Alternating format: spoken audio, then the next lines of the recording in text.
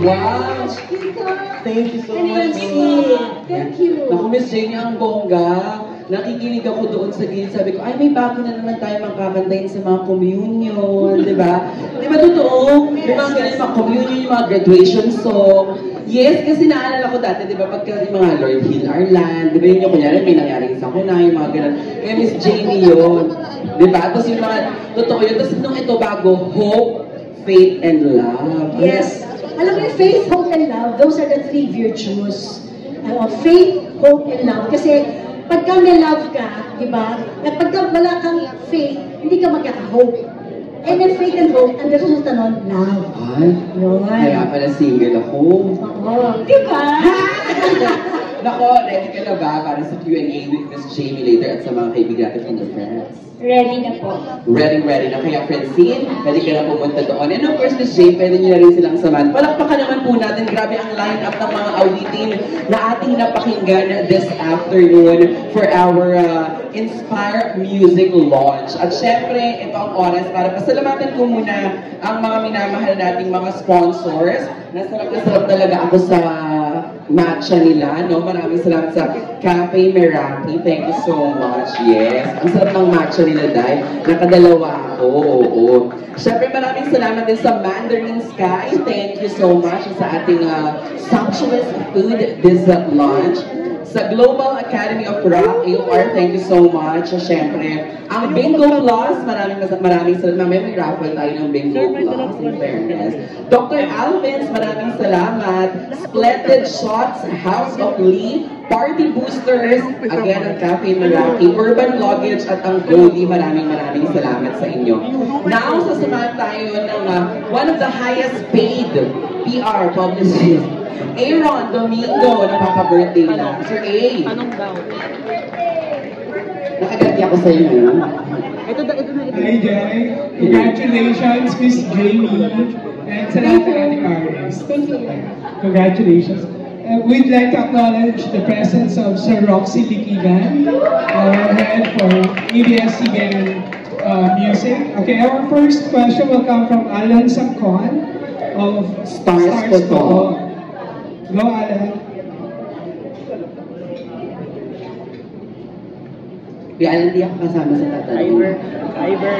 Babasa ko BTS-inspired costume ka ba? Totoo yan, high state. Nasaan si Imogen? Kailangan po niyang umalis. So meron lang po siyang prior na... Okay, sige. Ako na lang po muna. Hello po, congratulations everyone for this single po.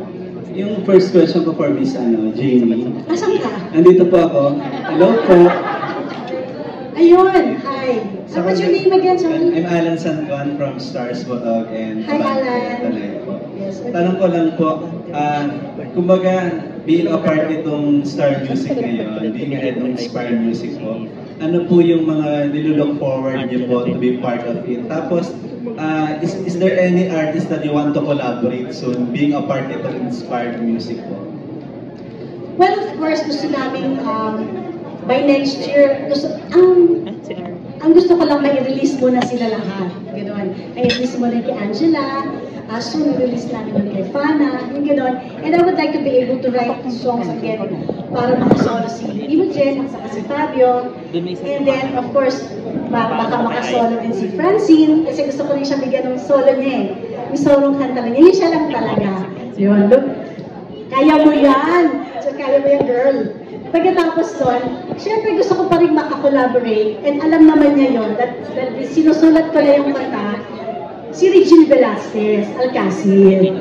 Yun. So, nag-commit naman na sa akin si Reg, na gagawa ko ng kanta, and she will sing it under Inspire Music. Yun. Sir, second question, what are you looking for an artist? Ano po usually yung hinahanap niyo being a part nitong Inspire Music?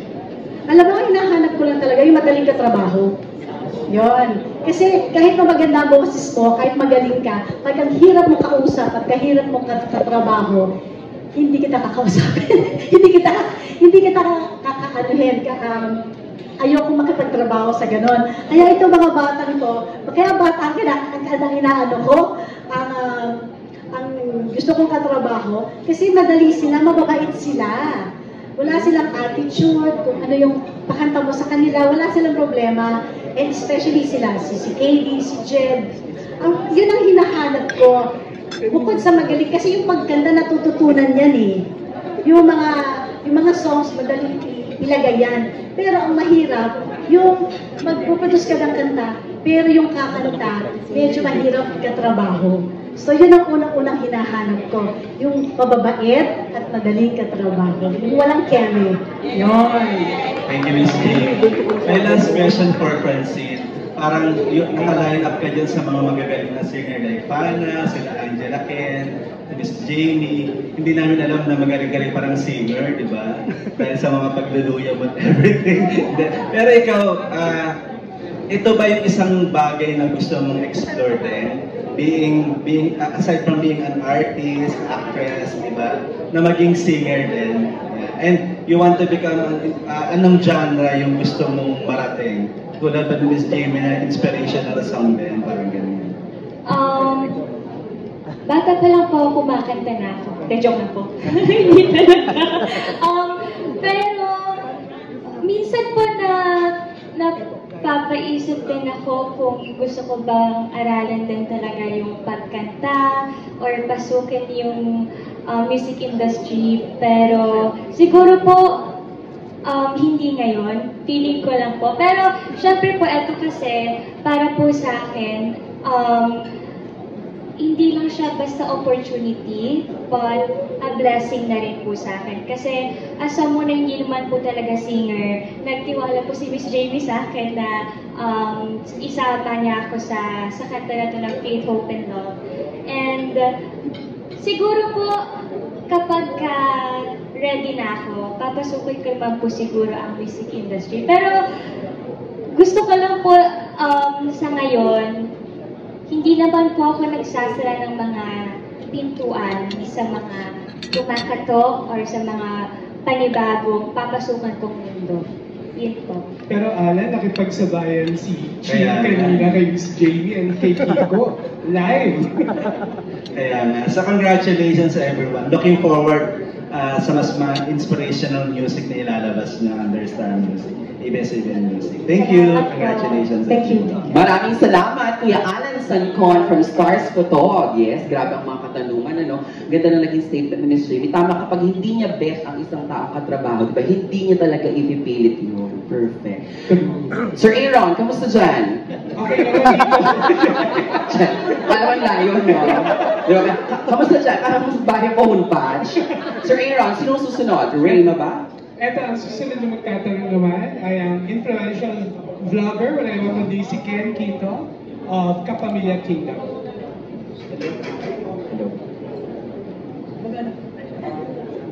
Hello po, congrats po sa Inspire Music. Ang question ko po kay Miss Jamie Rivera po. Meron na po akong 2 questions. Yung una po, pwede mo pong makwento kung paano po nagsimula itong Inspire Music. And pangalawa po, ano po yung nagtulak sa iyo para maging head po nitong label na to, knowing na ikaw po yung magaguide sa kanila? Ang umpisa dito, pinento ko na kanina, humingi lang kami ng isang recording kay Boss Roxy Likigan. Pero ang sabi niya, hindi, gawa na tayo ng label mo kasi payback time na to. Kailangan mo na maging mentor sa mga new artists. Yun, doon nag-umpisa yun. So, sinabi nila sa akin na umpisa lang muna ng 5 and 10. Pero actually, matagal na ako nag-produce. Since year 2000, producer na ako ng mga songs. Pero ngayon lang nila ako binigyan ng sarili kong label. Yun, that's one. And second, what's your next question? Ano po yung nag-push po sa'yo para maging label head po nitong Inspire Music? Wala naman nag-push sa akin. Talagang ano lang, talagang tinanggap ko.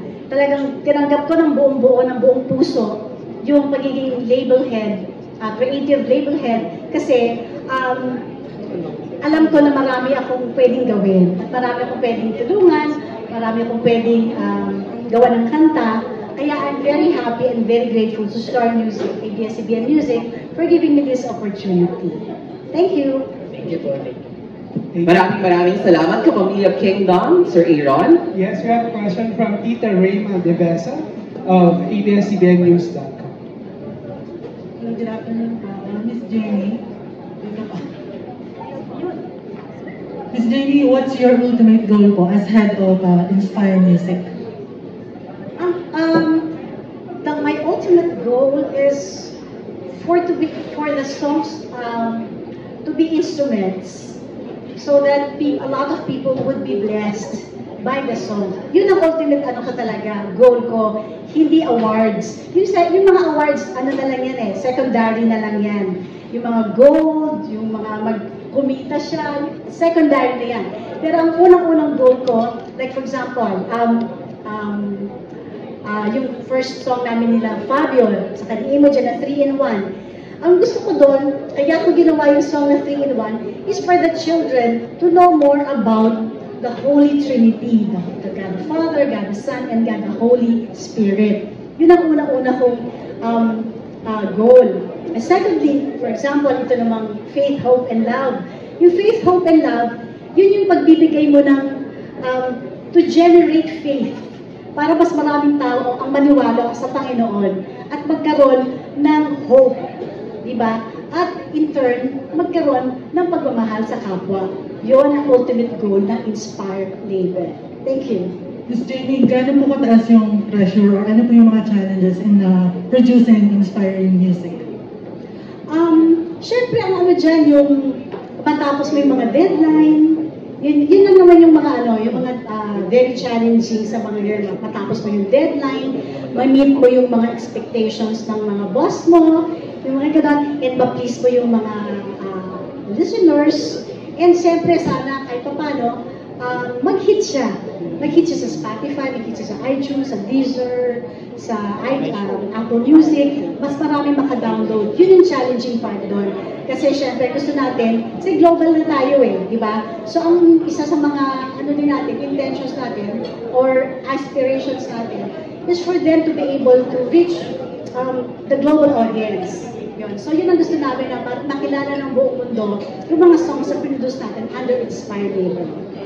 Thank you, congratulations. Maraming salamat at Raymond, Sir Aaron. Pero commercial lang tayo ng mabilis. Meron lang po akong panawagan na ang may-ari po ng Toyota Black AAA7095. Kung sino man po ang may-ari nito, malapit na po kayong ito. Yun na nakalagay for towing already. Again, Toyota Black AAA709. Ay, akin to.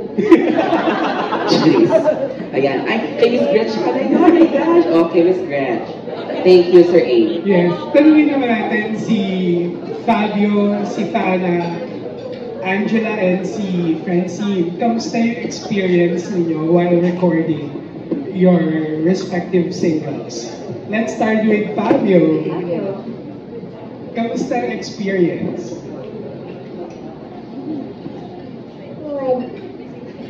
Wow. Nag-enjoy ka ba, Fabio, na nagre-recording tayo? Yes. Talaga? Hindi ka natakot kay Tita Jamie? Hindi. Talaga? Tapos, nung nag-recording ka, kabisado mo na ba yung songs? Yes. Di ba kabisado mo na? Di ba katutuwa si Tita Jamie pagpasok mo? Tapos, sino yung kasama mo na sa booth mismo? Sino yung tumulong sa'yo? Si Tita Jamie. Hindi, si mama mo.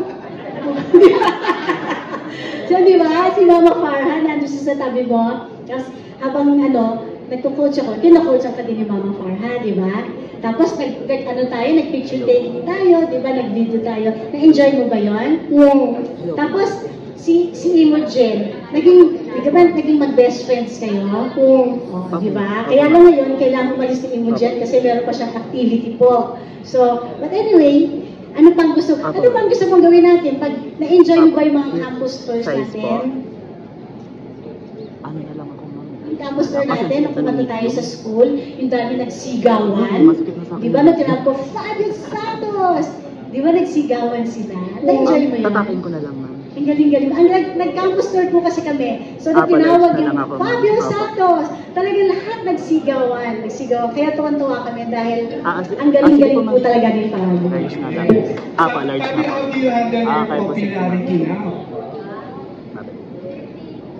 You're so popular. Maganda. Thank you. Diba? Actually, nagmagpasikat ka rin, di ba? Kasama mo sila Tita Karil. Yes. Wow! So, how's the experience so far? Masaya. Yay! So, mag-artista ka na? Yes. Wow! Diba? Ang next single ng Fabio ay Isang Tanong, Isang Sagot. Meron ka ba gusto makapareha? Talaga no, Kuya Sir A, sa kanya talaga nakakapareha, sa batang edad. Or showbiz crush? Wow! Parang kanina po na-sad siya kasi Wala pa hindi ko siya katabi. Umalis na si Imogen. Actually, si Imogen talagang crush ng bayan. Kahit sina Argus, sina Lucas, and James. Yun ang isusulat namin lahat. Imogen, crush ng bayan. Okay kami doon, Sir A. Paano? Ako naman po, syempre po, nakaka-proud din po na, and masaya po ako na nakasama ko din po si Fabio. Maraming salamat po, Miss Jamie, na part po kaming dalawa ng Inspired Music. And sobrang, katulad nga po nung sinabi ko kanina, sobrang nga po katrabaho ni Miss Jamie. And nagustuhan ko po yung song na binigay po sa akin ni Miss Jamie kasi love story ko is talagang song po siya ni Sir Glock 9. And si Sir Glock 9 po is one of the artists po na I look up to them. And timing lang po na ito yung nabigay sa akin ni Miss Jamie. Kaya thank you po. And shout out din po kay Sir Raizo. Thank you po sa magandang arrangement po ng kanta. And po, ang gusto ko po sa aming recording is, yun po, sobrang supportive po ni Miss Jamie when what I want, kung lagyan ko po ng ad-libs, gano'n, sobrang supportive po niya. Hinahayaan niya na po kung ano po yung gusto ko pong gawin sa kanta. Kaya, nag-enjoy po ako, and nag-enjoy po kami ni Fabio. Thank you po, Miss Jamie.